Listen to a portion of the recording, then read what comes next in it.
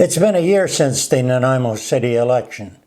That election saw a major turnover on city council. We got a new mayor and 6 new councillors. Now that they've had a year to get to learn the ropes, I sat down face to face with Mayor Leonard Krog. I'm delighted to be able to give you an end-of-year message on behalf of Council. Firstly, I want to thank all of you once again for making me your mayor last October. Sworn in November 5th. It's been 13 months now, an exciting time in the city's history and development. We're seeing lots of things move forward in a very positive way. I'm delighted to tell you that our relationship with the Nanaimo First Nation is working wonderfully. We have a protocol agreement working group that meets regularly, monthly. We talk about issues of concern to both Nanaimo First Nation and the City of Nanaimo. And this is all in a background of incredible cooperation and numerous meetings and discussions that are going on at both the council level, board levels, with institutions like the Nanaimo Port Authority, School District 68, meetings with the new president of Vancouver University, Dr. Deb Saucier, who I believe is going to be a tremendous asset to this community, following in Ralph Nilsson's footsteps and doing a great job encouraging a first-class institution in our community and what is becoming a recognized university to be an even better place. In terms of what's happening in the city, we have seen dramatic development this year. A good year for building permits in Nanaimo is anything in the $200 million range. If we break $200 million, contractors, carpenters, plumbers, the people who supply the fridges and stoves for new housing are all happy. The best year Nanaimo ever had was just prior to the crash in 2008. This year, we're going to break all records. Last year was a banner year at $216 million in building permits. That's residential, commercial, industrial. This year we will break $400 million. That is a dramatic number for Nanaimo. Much of that is purpose-built apartment buildings. You're seeing them go up all over town, but in particular around and near what we call the nodes, which were part of the city's plan and reaction to the incredible expansion of the city that was undertaken back in 1975. When we started down the road that I often refer to means Nanaimo has too much geography and too few citizens. And so as these nodes have developed and commercial centers have developed around them, whether it be a mall or a series of intersections and commercial enterprises, we're seeing those apartment buildings go up, condominiums as well, townhouses in some cases, where people will be able to live and work potentially, but also get out of their vehicles and obtain all the services and goods that they need to enjoy the wonderful life that is Nanaimo. We're seeing increased interest from outside developers anxious to build here. They see it as a profitable market in which to make money, and the end result is employment for our people, an increasing tax base. But honestly, as mayor, I have to tell you, it means an increase in services. If we get 100 new families, it means 100 new families whose kids want a pool to swim in, rinks to skate on, parks to recreate in, sidewalks depending on the area they live, and particularly the older neighborhoods, which we're slowly infilling over time as opposed to the new developments, where by and large it's a requirement that the developer and the builders provide all the amenities so that those neighborhoods are complete. We hear constant concerns raised around traffic and safety, bike lanes. We're certainly addressing that in a significant way. And at the same time, we are anxious to get on with certain projects that the citizens have identified. The extension of the waterfront walkway to Departure Bay is the subject of a major study right now.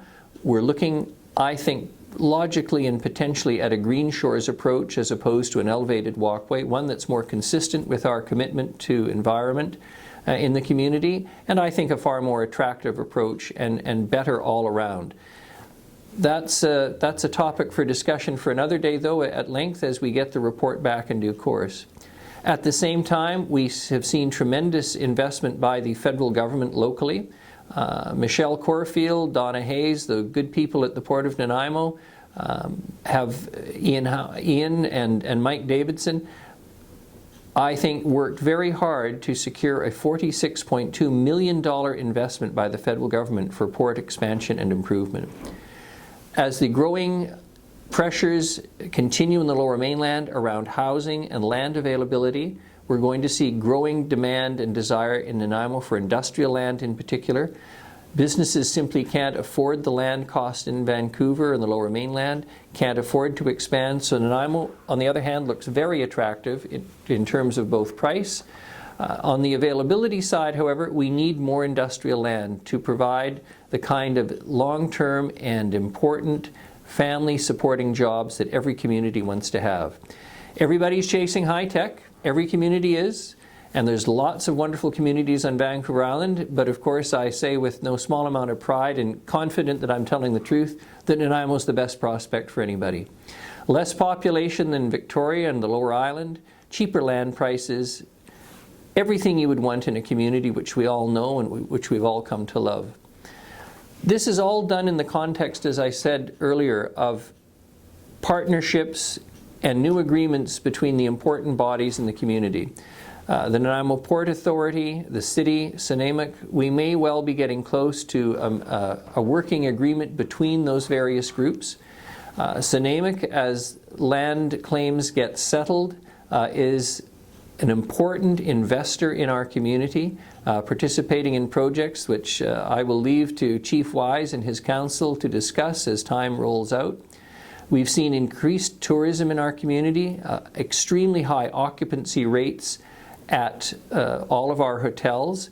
And as many of you know now, just the other night at Council, PEG Developments announced that the hotel project adjacent to our Vancouver Island Conference Centre is going ahead, enabling us to attract larger conventions, bring more revenue into the city, enhance our tourism, and let the eyes of the world have an easier way to glimpse beautiful Nanaimo and all it has to offer. In terms of council, you have elected a wonderful council. I say jokingly sometimes to people, a trained monkey could be your mayor with this council. They're intelligent, they're educated, they work hard, they care about the community. They can have their disagreements, we can vote, we disagree sometimes, often in agreement, mercifully. They may disagree, but then we move on. We've tried to restore good governance. It's not perfect, but I think we've made great strides, and that was important for our city, and important from the perspective of attracting people here. One of our main jobs was to get us out of the headlines, and I think we have done that. And getting us out of the headlines so we can get back into the headlines for the positive news. I'm awaiting some publications around stories to do with Nanaimo, which will put us in a positive light, the positive light that the city deserves. And I'm hopeful that as we look forward to a new year, that all of you will have an opportunity to spend time with your family, because as we all know, the most significant problem the community faces is the issue of homelessness, a lack of affordable housing, addiction and mental health issues that plague the people in our streets, coupled with the kind of petty crime that is necessary for those folks to obtain money and feed their addictions, all at great cost to the community, great frustration to our citizens, and no small amount of trauma for our first responders who have to deal with overdoses on a daily basis, whether they be our firefighters or our paramedics who are working hard. The province is stepping up to the plate. We need more investment, and certainly we need to try and treat those with severe mental health and addiction issues in a different way. But that is the responsibility of the provincial government. I think everyone in town knows that and realizes that now and understands the jurisdictional issues are important. I am hopeful that people will continue to pressure the provincial government and the federal government, who have to recognize that the issues of homelessness and addiction and mental health that plague all of our cities across this country mean it is a national crisis. I want to thank all of the people who continue to work in this city with great compassion to assist those in real need, whether it's organizations and churches like the Salvation Army who do such good work. I want to say to all of the good citizens of Nanaimo and to the city staff who work hard on their behalf, thank you for making this a wonderful year for me as mayor. I'm very appreciative on a personal level, And I'm very appreciative of the fact that our community continues to be a desirable place to live, that people want to move here and prosper here. And I look forward to 2020. And in the meantime, Merry Christmas to all. And as Tiny Tim would have observed, God bless us everyone.